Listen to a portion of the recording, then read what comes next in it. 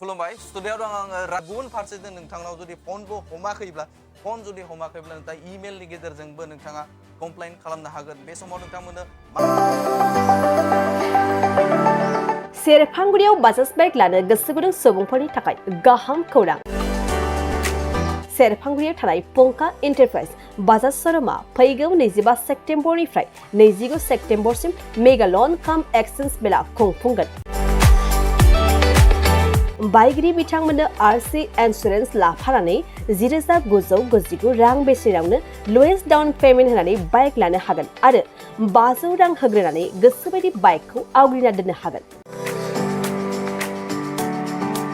नोंथांमोना सेरफांगुरियाव थानाय पंका एन्टारप्राइज बाजाज शोरूमजों लोगोसे कसुगाव फेस्टिभ आउटलेट आरो सराइबिल फेस्टिभ आउटलेट ब्रान्च शोरूमावबो खुंफुंजानाय मेगा लन काम एक्सचेन्ज मेलायाव फैनानै नोंथांनि लुबैनाय बाजाजनि बाइकखौ लांफैनो हागोन